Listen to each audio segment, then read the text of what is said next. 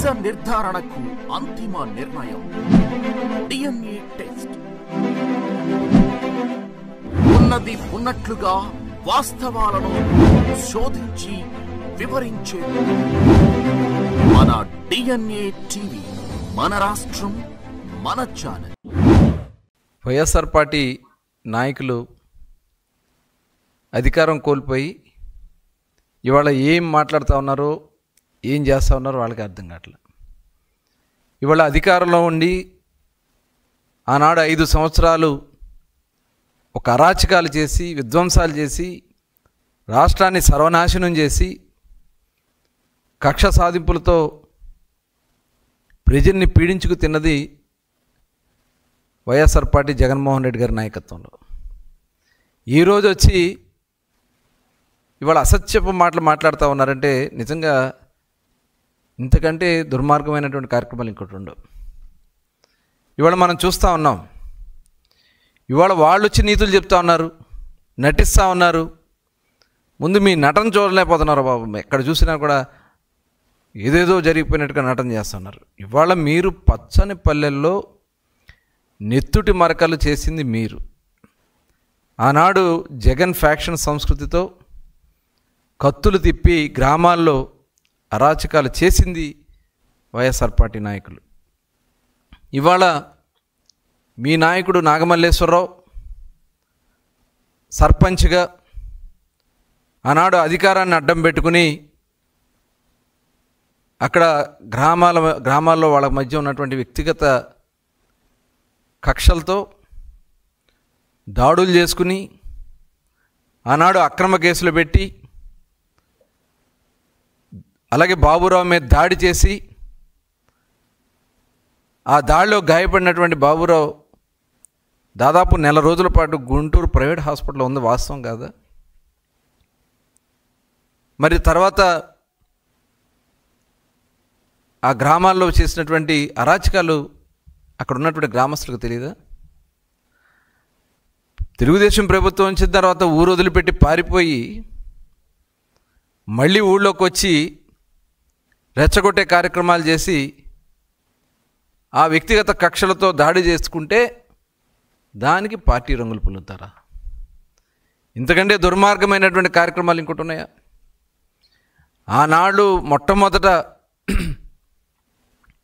వైఎస్ఆర్ అధికారంలో ఉన్నప్పుడు, వైఎస్ఆర్ పార్టీ మీరు అధికారంలోకి వచ్చిన వెంటనే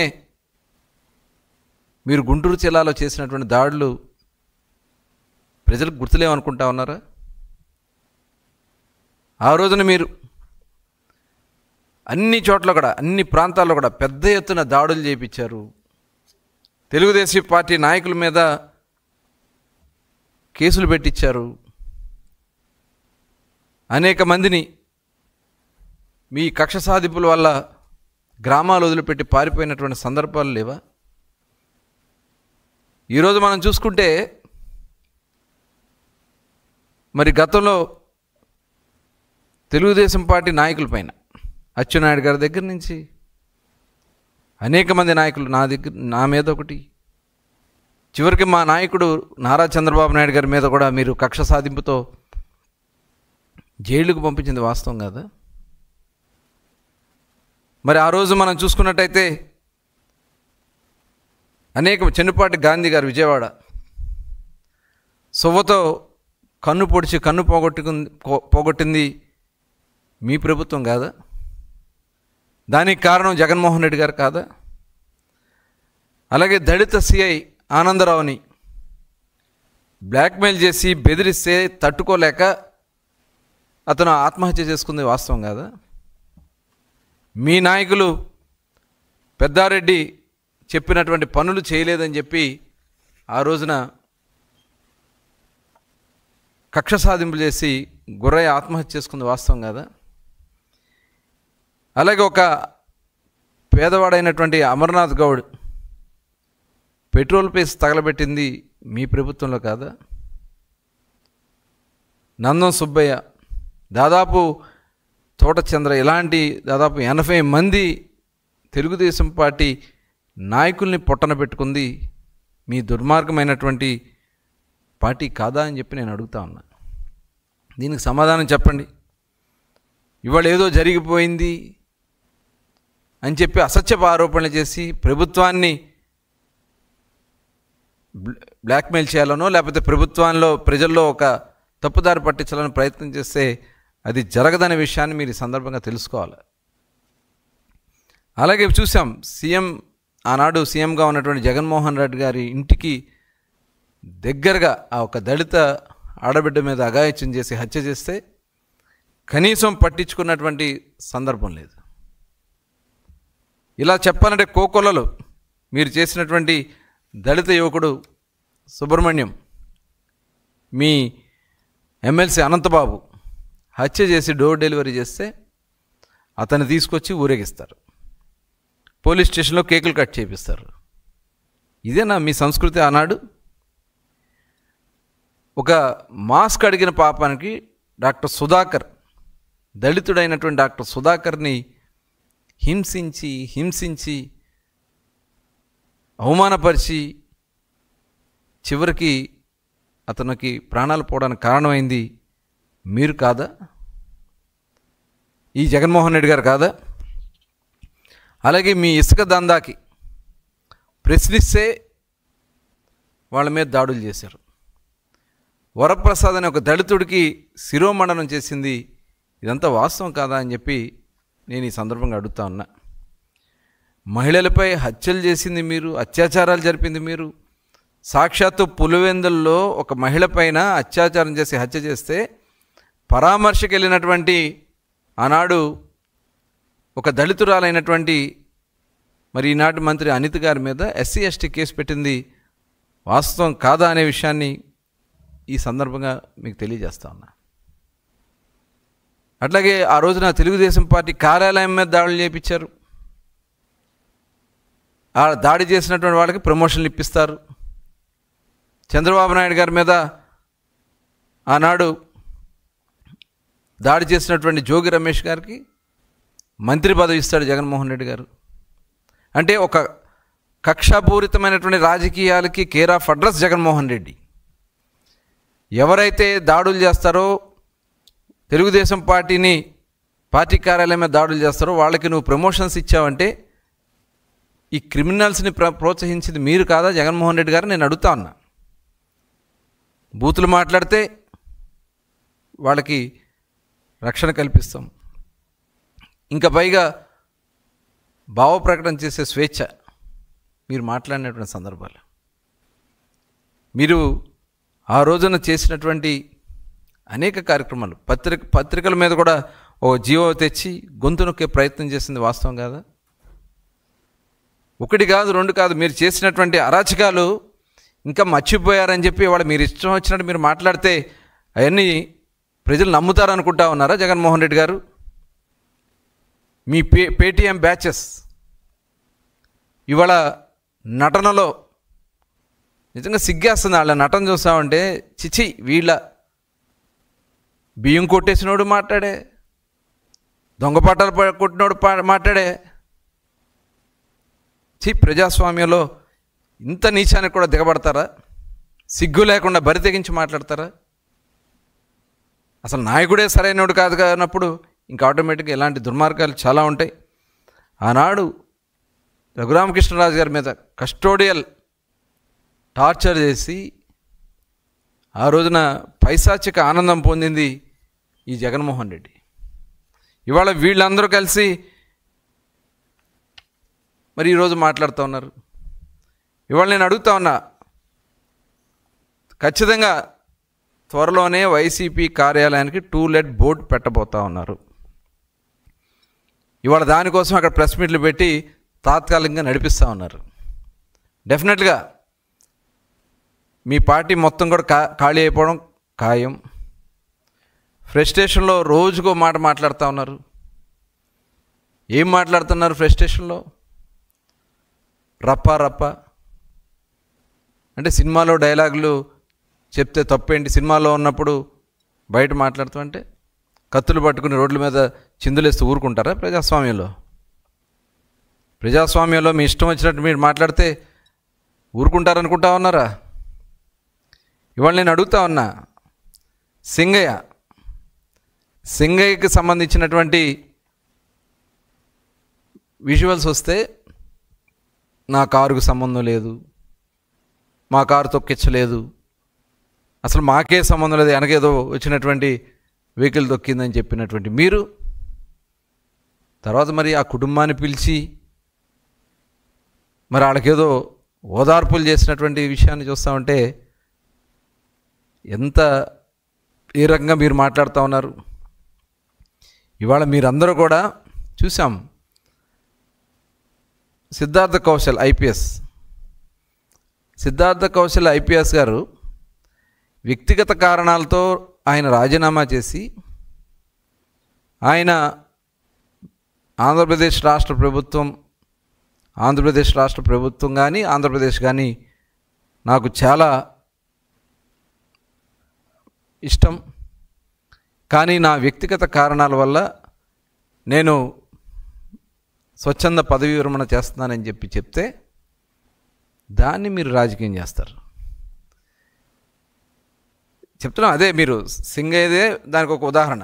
మాకు సంబంధం లేదు, సింగయ్య మాకు సంబంధం లేదు, అతను ఎక్కడో పడి చనిపోయాడు.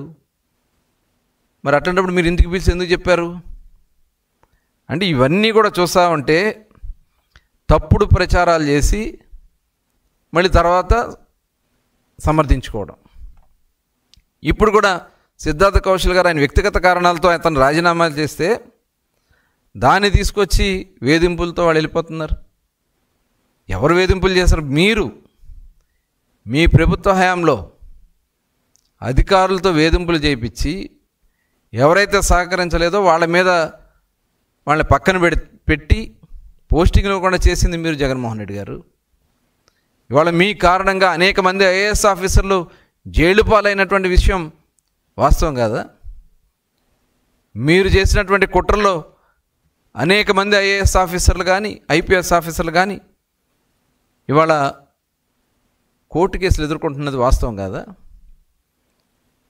ఈరోజు మీరు మీ రాజకీయ ప్రయోజనాల కోసమో మీ వ్యక్తిగత ప్రయోజనాల కోసమో ఈ రకంగా తప్పుడు ప్రచారాలు చేస్తూ తప్పుడు కథనాలు రాయిస్తూ తప్పుడు ప్రెస్ మీట్లు పెట్టిస్తూ ఆ పెట్టే ప్రెస్ మీట్లు ఎవడన్నా ఒక నీతి కలిగిన వాళ్ళు కాదు, దోపిడీ దొంగలు.